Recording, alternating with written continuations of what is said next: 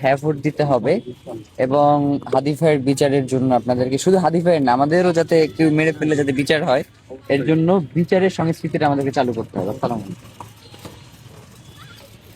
গণভোটে আপনাদেরকে হ্যাঁ ভোট দেওয়ার জন্য আমরা অনুরোধ করতেছি দেখলাম এবং জাস্টিস ফর হাদি। হাবিব ইয়ে করে আসছে, হ্যাঁ, খবর জেরো করে আসছে। তো তোমাকেও ঠিক আছে। দেখলাম, খুব ভালো লাগলো। দোয়া করেন আমাদের জন্য।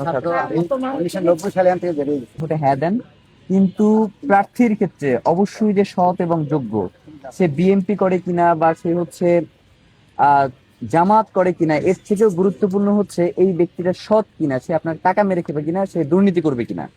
তো এইগুলো একটু দেখে আপনাদেরকে আমরা ভোট দেওয়ার অনুরোধ জানাই, কারণ বারংবার আমরা ভোট দেই, এরপরে অসৎ লোকগুলো কি করে ক্ষমতায় এসে আমাদের উপরে নির্যাতন নিপীড়ন করে। তো এই জায়গাটা আমরা আর দিতে চাই না। আপনারা অবশ্যই গণভোটে হ্যাঁ দিবেন, সৎ এবং যোগ্য প্রার্থীদেরকে ভোট দিবেন, এবং হাদি ভাইয়ের বিচারের মধ্য দিয়ে বাংলাদেশে যাতে আর বিচারহীনতার যে সংস্কৃতি সেটা আর চালু না থাকে, এই ব্যাপারটা নিশ্চিত করতে হবে। সবাইকে আসসালামু আলাইকুম। এবং হাদি ভাইয়ের বিচারটা হচ্ছে না, কিন্তু বিচারটা তো হওয়া দরকার।